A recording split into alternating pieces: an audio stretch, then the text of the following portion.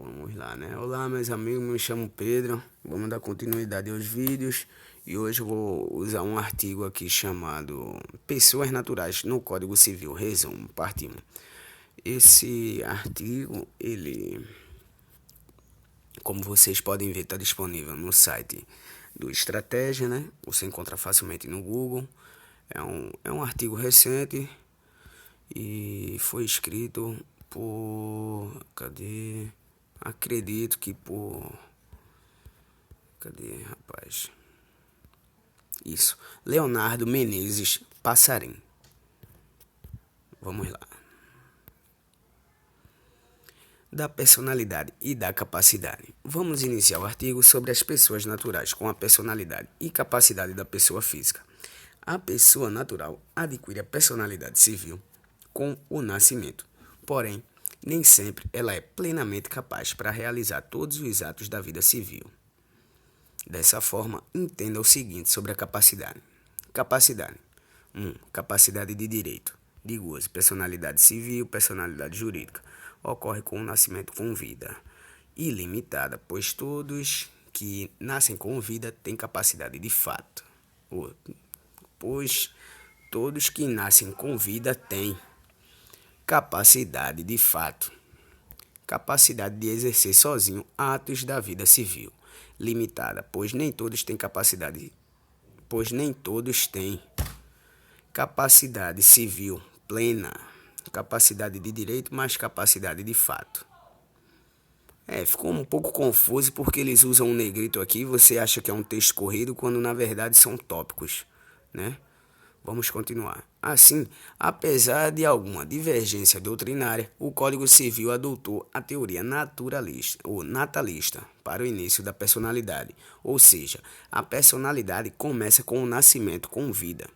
Artigo 2º. A personalidade civil da pessoa começa do nascimento com vida, mas a lei põe a salvo, desde a concepção, os direitos do nascituro. A ressalva do artigo, mas a lei põe a salvo desde a concepção os direitos do nascituro, permite, por exemplo, que o nascituro, o bebê no ventre da mãe, possa receber uma doação ou tenha direito à sucessão hereditária. Apenas reforçando, fique atento, pois os examinadores entendem como sinônimos as seguintes expressões. Personalidade civil é igual a personalidade jurídica, que por sua vez é igual a personalidade. Absolutamente capaz versus relativamente incapaz. Duas definições que despencam em prova. Os absolutamente incapazes não podem exercer pessoalmente os atos da vida civil, devendo ser representados, em regra, pelos pais. A falta de representação gera nulidade do direito, ou gera nulidade do ato, perdão. Já os relativamente incapazes poderão praticar atos da vida civil, manifestam sua vontade, assistidos pelos seus representantes legais. A falta de assistência acarreta a anulabilidade do ato. Vejamos as hipóteses. Absolutamente incapaz. Artigo 3º. Menores de 16 anos. Só existe uma hipótese de absolutamente incapaz. Os menores de 16 anos. Decore isso. Relativamente incapaz. Artigo 4.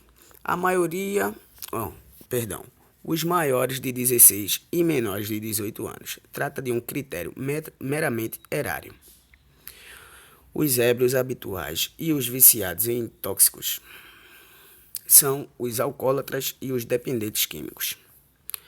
Aquele que, por causa transitória ou permanente, não puder exprimir sua vontade. Pessoa que, por doença, por exemplo, não conseguir exprimir sua vontade. Atente-se ao caso de deficiência. Ela deve impedir a manifestação da vontade para que o sujeito seja considerado relativamente incapaz. Os pródigos, aqueles que estão dilapidando seu patrimônio, trata-se de um desvio de personalidade. Fim da incapacidade. Temos como regra que a menoridade cessa aos 18 anos. Assim, a pessoa fica habilitada a praticar todos os atos da vida civil, conforme o artigo 5º. Porém, existem outras hipóteses. Assim, vejamos. Cessação da incapacidade. maioridade, ao completar 18 anos. Cessação das causas de incapacidade. Exemplo, alcoólatra após passar por tratamento. Emancipação. Ocorre uma antecipação da capacidade plena, antes dos 18. Nesse sentido, o Código Civil trouxe as possibilidades de emancipação. Artigo 5º, parágrafo único. Cessará para os menores a incapacidade, inciso 1º, pela concessão dos pais ou de um deles na falta do outro, mediante instrumento público, independentemente de homologação judicial, ou por sentença do juiz, ouvido o tutor, se o menor tiver 16 anos completos. Inciso 2º, pelo casamento. Inciso 3º, pelo exercício de emprego público efetivo. Inciso 4, pela colação de grau em curso de ensino superior. Inciso 5, ou 5º, para quem preferir, pelo estabelecimento civil ou comercial, ou pela existência de relação de emprego, desde que, em função dele, o menor com 16 anos completos tenha economia própria. Fim da personalidade. O fim da personalidade ocorrerá, em regra, com a morte. Porém, vejamos as hipóteses. Morte real pressupõe um corpo, morte encefálica. Morte civil, a pessoa viva é tratada como morta. Regra, não mais aplicada, apesar de existir alguns resquícios. Exemplo, é o artigo 1816 do Código Civil. Morte presumida, não há corpo. Pode ocorrer de duas formas, com decretação de ausência, e sem decretação de ausência. Assim, vejamos o que dispõe o Código Civil sobre a morte presumida. A existência da pessoa natural termina com a morte. Presume-se esta, quanto aos ausentes, nos casos em que a lei autoriza a abertura da sucessão definitiva. Veremos à frente as regras de sucessão. Artigo 7º. Pode ser declarada a morte presumida sem decretação de ausência. 1. Se for extremamente provável a morte de quem estava em perigo de vida. 2. Se alguém desaparecido em campanha ou feito prisioneiro não foi encontrado até 2 anos após o término da guerra. Parágrafo único. A decretação da morte presumida, nesses casos, somente poderá ser requerida depois de esgotadas as buscas e averiguações, devendo a sentença fixar a data provável do falecimento. Comoriência. Imagine que em um acidente de carro, um casal, João e Maria, faleça. Caso não seja possível detectar quem morreu primeiro, considera-se que os dois morreram no mesmo momento. A princípio, essa regra não parece tão relevante, mas seu efeito pode sim alterar muitas coisas, pois não há transferência de bens entre comorientes. Artigo 8º.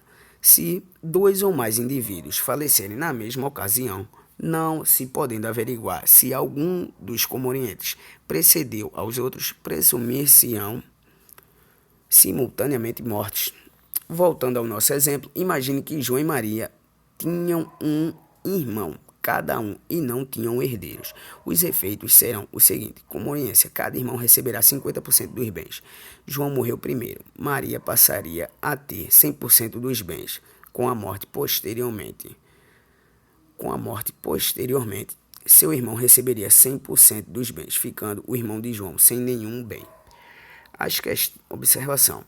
As questões muitas vezes tentam confundir o candidato, dizendo que uma das partes tinha doença, era idoso, etc. Nada disso é relevante. Caso não dê para averiguar a ordem, considere a morte simultânea. Da ausência. A ausência ocorre com o desaparecimento da pessoa de seu domicílio, sem deixar notícias ou sem deixar representantes, procurador, para administrar seus bens. Obviamente que esse acontecimento poderá gerar problemas, pois provavelmente o ausente tem bens, parentes e etc. Assim, o Código Civil tratou de regular o procedimento de ausência que ocorrerá em um processo judicial composto de 3 fases. Primeira fase, curadoria de ausentes. Segunda fase, sucessão provisória. Terceira fase, sucessão definitiva. Da curadoria dos bens do ausente, Caso o juiz reconheça o desaparecimento, deve ser provado pelo Ministério Público ou interessado, declarará a ausência e nomeará um curador que administrará os bens pelo período de 1 ou 3 anos. Artigo 22. Desaparecendo uma pessoa de seu domicílio sem dela haver notícia, se não houver deixado representante ou procurador a quem caiba administrar-lhe os bens, o juiz, a requerimento de qualquer interessado ou do Ministério Público, declarará a ausência e nomear-lhe-á curador. O Código nos apresenta uma ordem de preferência para a escolha do curador. Artigo 25. O cônjuge do ausente, sempre que não esteja separado judicialmente ou de fato por mais de 2 anos antes da declaração da ausência, será o seu legítimo curador. Parágrafo 1º. Em falta de cônjuge, a curadoria dos bens do ausente incumbe aos pais ou aos descendentes, nesta ordem, não havendo impedimento que os iniba de exercer o cargo. Parágrafo 2º. Entre os descendentes, os mais próximos precedem os mais remotos da sucessão provisória. Após decorrido o prazo, 1 ou 3 anos, os interessados poderão requerer a abertura da sucessão provisória. Artigo 26. Decorrido 1 ano da arrecadação dos bens do ausente, ou se ele deixou representante ou procurador, em se passando 3 anos, poderão os interessados requerer que se declare a ausência e se abra provisoriamente a sucessão. O efeito principal da sentença é que, após 180 dias da publicação, caso o ausente não reapareça, será dado o início do processo de inventário. Artigo 28. A sentença que determinar a abertura da sucessão provisória só produzirá efeito 180 dias depois de publicada pela imprensa, mas, logo que passe em julgado, proceder-se-á à abertura do testamento, se houver, e ao inventário e partilha dos bens, como se o ausente fosse falecido. Assim, a ausência passa a ser presumida, cessando a curatela dos bens e sendo realizada a partilha dos bens aos herdeiros. Atente-se que, com exceção aos ascendentes, os descendentes e o cônjuge, os demais herdeiros deverão prestar garantia para se imitirem na posse. Artigo 30. Os herdeiros, para se imitirem na posse dos bens do ausente, darão garantias da restituição deles, mediante penhores ou hipotecas equivalentes aos quinhões respectivos. Parágrafo 2º. Os ascendentes, os descendentes e o cônjuge, uma vez provada a sua qualidade de herdeiros, poderão, independentemente de garantia, entrar na posse dos bens do ausente. Efeitos da sucessão provisória. Reforço que nessa fase os herdeiros ainda não são proprietários, mas somente posseiros. Dessa forma, eles não poderão alienar os bens, salvo por ordem judicial. Artigo 31. Os imóveis do ausente só se poderão alienar, não sendo por desapropriação, ou hipotecar, quando o ordene o juiz, para lhes evitar a ruína. Os descendentes, ascendentes ou cônjuges sucessores, herdeiros necessários, aproveitarão os frutos e rendimento dos bens, exemplo, aluguel, de forma integral, enquanto os demais sucessores apenas metade. Artigo 33. O descendente, ascendente ou cônjuge que for sucessor provisório do ausente fará seus todos os frutos e rendimentos dos bens que a este couberem. Os outros sucessores, porém, deverão capitalizar metade desses frutos e rendimentos, segundo o disposto no artigo 29, de acordo com o representante do Ministério Público e prestar anualmente contas ao juiz competente. Obviamente que, se o ausente reaparecer, os sucessores não mais farão jus aos frutos e rendimentos. Artigo 36. Se o ausente aparecer, ou se lhe provar a existência, depois de estabelecida a posse provisória, cessarão para logo as vantagens dos sucessores nela emitidos, ficando, todavia, obrigados a tomar as medidas assecuratórias precisas até a entrega dos bens a seu dono. da sucessão definitiva. Após 10 anos, em regra, da sentença de abertura de sucessão provisória, sem que o ausente apareça, poderão os interessados requerer a sucessão definitiva. Nesse momento, será declarada a morte presumida. Artigo 37. 10 anos depois de passada em julgado a sentença que concede a abertura da sucessão provisória, poderão os interessados requerer a sucessão definitiva e o levantamento das cauções prestadas. Como consequência, os herdeiros passam a ter proprietário resolúvel dos bens. Ou passam a ser. Enfim, né? Como consequência, os herdeiros passam a ter proprietário resolúvel dos bens. A proprietário é resolúvel porque ainda há a possibilidade de o ausente aparecer. Seguiremos o seguinte. Primeiro ponto. Ausente aparecer em até 10 anos da sucessão definitiva. Terá direitos aos bens, mas no estado que se encontrem. Segundo item, ausente aparecerá após 10 anos da sucessão definitiva. Não terá mais direito aos bens. A regra... Artigo 39.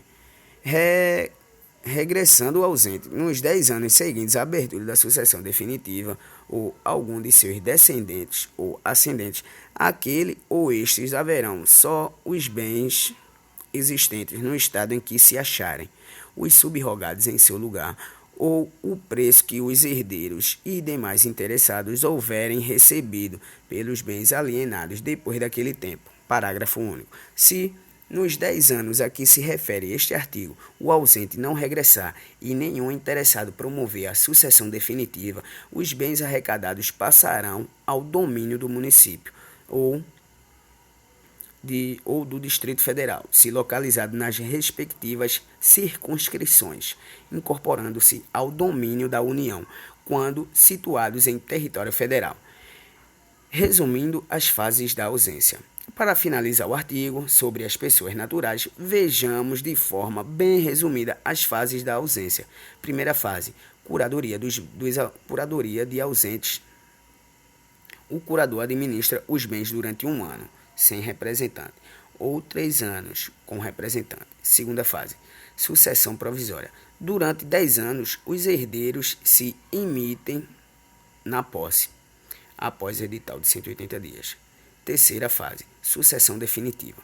Declara-se a morte presumida. Assim, os herdeiros adquirem a propriedade nos 10 primeiros anos de forma resolúvel e após de forma definitiva. Para facilitar a compreensão, veja um esquema apresentado pelo professor Paulo H.M. Souza. Vamos lá, né? O primeiro ponto aqui é o desaparecimento, o segundo é a nomeação do curador, o terceiro é a arrecadação dos bens, o quarto é a publicação de editais por 1 ano, o quinto, se não reaparece, a abertura da sucessão provisória, citação dos herdeiros e do curador, habilitação dos herdeiros, sentença determinando a abertura da sucessão provisória. Se ninguém requisitar em 30 dias, a abertura do inventário vira herança jacente, bens vagos, aí conversão em sucessão definitiva, certeza de morte, 10 anos após a abertura da provisória, ou se o ausente for maior de 80 anos e passados 5 anos de desaparecido. Se regressa nos 10 anos seguintes, retoma os bens no estado em que se encontram. Se não regressa, termina a sucessão definitiva e não pode mais reclamar nada, ainda que vivo esteja. Esses e outros esquemas poderão ser encontrados em nossos cursos. Beleza, entendi, viu, cara? Considerações finais. Chegamos ao final do artigo sobre as pessoas naturais do Código Civil. Espero que tenham gostado. Para complementar, fica como sugestão uma aula gratuita muito esclarecedora do professor Paulo Souza sobre o tema. Beleza? Então, interessante, né, rapaziada? Eu vou fazer em 2 vídeos esse primeiro tópico, né, da personalidade, ou das pessoas naturais, porque aqui ele abordou não só os direitos da personalidade, como também da ausência, né? Aí eu vou interromper esse vídeo agora para dar início à leitura da legislação, tá ok? Até daqui a pouco.